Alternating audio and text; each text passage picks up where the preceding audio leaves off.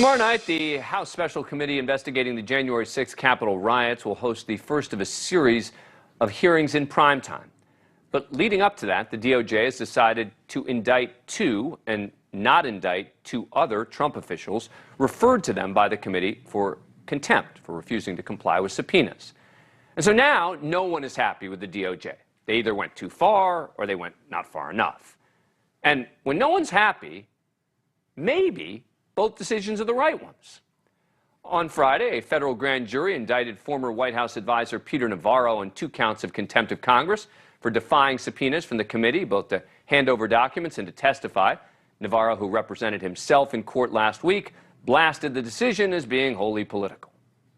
What that kangaroo committee is doing right now is investigating for punitive purposes. They're essentially acting as judge, jury, and executioner.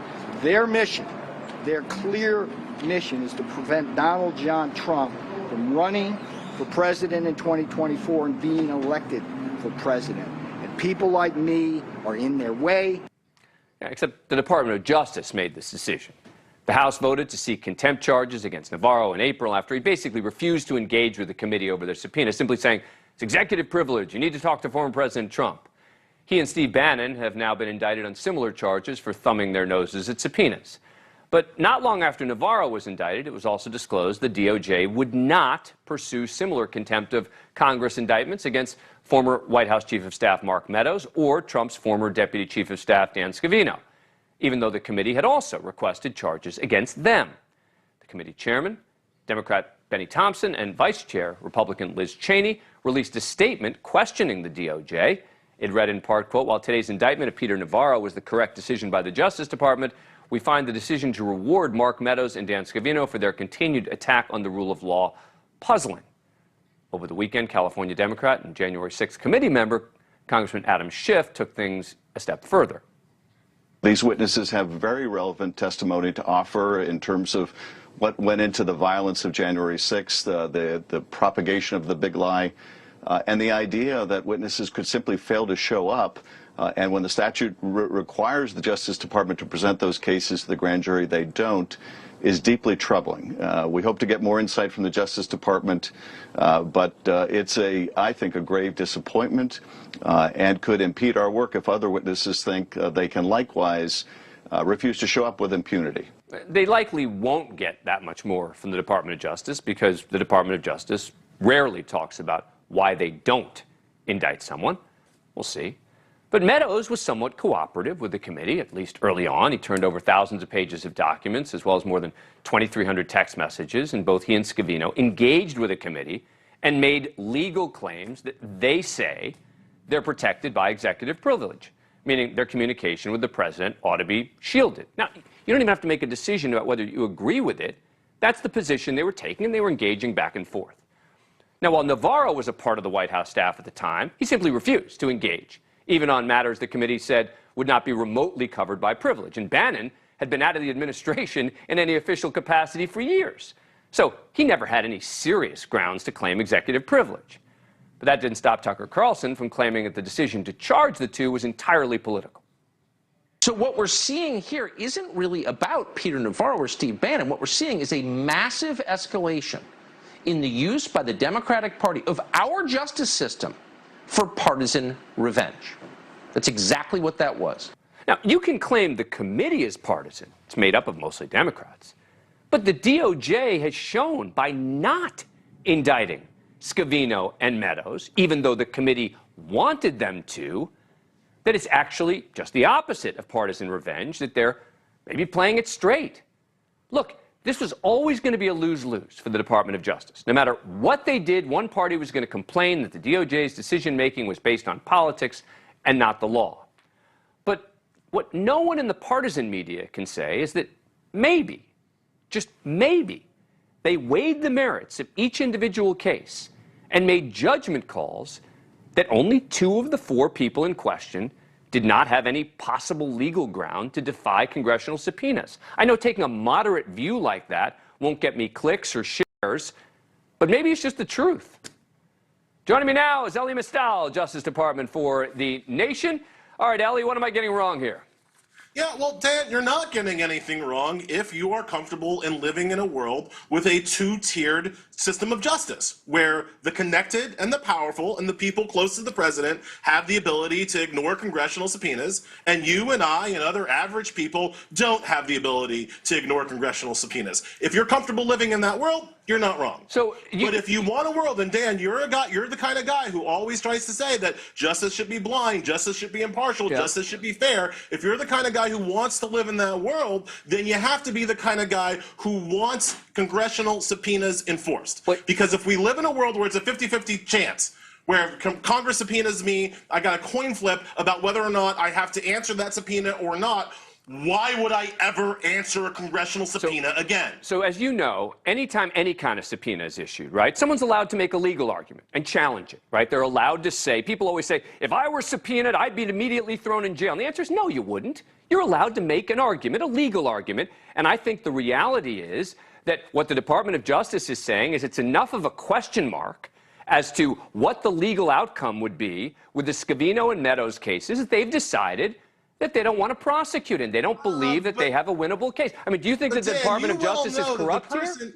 Dan, but you well know that the people usually deciding on who has the right of the argument is a judge, not a prosecutor. It is in fact correct to say that if you defy a subpoena from a prosecutor, the prosecutor is going to prosecute you, right? Yep. And it will be a judge, an impartial third party who makes the decision about whether or not your objection to the subpoena is valid or not. Prosecutors every day. Here we have a prosecutor making the decision about whether or not somebody's objection to the subpoena is proper or not, which is not, again, which if you want a two-tiered system, that's fine. But in a regular system, what would happen to regular people is that the prosecutor would prosecute, and then you can take your case to a judge. Not true. Prosecutors every day allow people to make arguments about subpoenas. And you're right, a judge will ultimately rule on it. But it doesn't necessarily mean that they're going to prosecute the person. They may say in a civil case or whatever the case may be that a subpoena is issued. They say, and a subpoena in a civil case wouldn't have a prosecutor, but a subpoena where a prosecutor will say, all right, let me see what the argument is here. Let's play this out. In this case, the Department of Justice is saying it's not enough to necessarily charge them with a crime. I mean, do you think the Department of Justice is being corrupt here?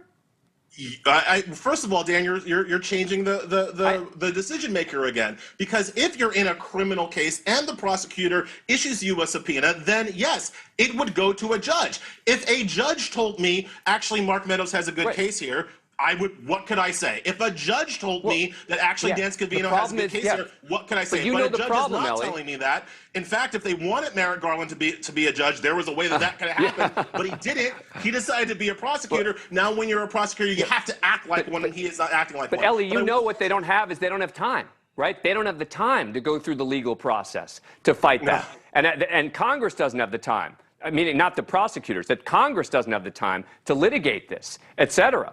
Right? That's a different issue. And again, the point is that the prosecutor is supposed to litigate it, and that we're supposed to let a court decide. But I want to get to a point where I think we have some agreement, and that is with this question of time. Because what your listeners should know is that even in the situation where Merrick Garland was willing to prosecute these people, I don't know why he's not, and a judge said that these people's arguments were corrupt, that doesn't actually help the January 6th committee get what it wants, right? Because what the January 6th committee wants is information. And the prosecutions of Bannon or Navarro or the non-prosecutions of Meadows and Scavino are not getting them information. They can punish them for not acknowledging the subpoena, but they can't force them. There's no specific performance to disgorge whatever information Schiff and the committee wants in the time allowed. And so that makes the entire argument a little bit more of performative law as opposed to something that's going to matter on the ground. The final question, though, on this, because you had those on the right yelling about, oh, it's all a political prosecution of Navarro and Bannon, and as you heard me say, I reject that. But are you saying that it's a political decision on the part of the Department of Justice not to prosecute these other two? I think what we have seen from Merrick Garland is that he has a whole lot of smoke. He has a whole lot of time to go after people who are not politically connected. So he's going after the QAnon shaman. He's going after the guy with the horns. You show up with the zip tie. Merrick Garland has time for you. We have not yet seen him have time for those who are politically connected. As you mentioned, Mark Meadows, he is the White House chief of staff. He was at the time. Dan Scavino, the deputy chief. These are really connected people, and we have not yet seen Merrick Garland have any smoke for them. Bannon and Navarro aren't connected? I don't know. Steve Bannon was, well, as you pointed out, I know that, but they're still connected. They're still well connected. Steve Bannon is not Republican Party establishment. I don't think that I should have to debate that very much. He is doing his own thing. Peter Navarro, I think he is politically connected. I think what happened to Navarro is that he went on cable television he did. and spilled his beans to like Ari Melber. Yeah, he did. And there's a Merrick Garland doesn't want to get shown up by Ari Melber on TV, so I think that happened with Navarro. I have not seen Garland go after. Here's the last question I would just throw out there. Quickly. Why are these subpoenas coming from Congress and not Merrick Garland and not the FBI? Why are these congressional subpoenas as opposed to FBI subpoenas? It's because, from where I sit, Merrick Garland isn't doing what it takes to investigate the people who attack the country. Well, and that's a separate issue for a separate debate. I've defended Merrick Garland on that issue as well. And you know what? You're always so good at this that we'll come back. We'll do this one. We'll do this one again on that issue. Ellie, thanks for taking the time. Really appreciate it. Thanks for having me. Thank you for watching. Click the red subscribe button below so you can get more of NewsNation's fact-driven, unbiased coverage.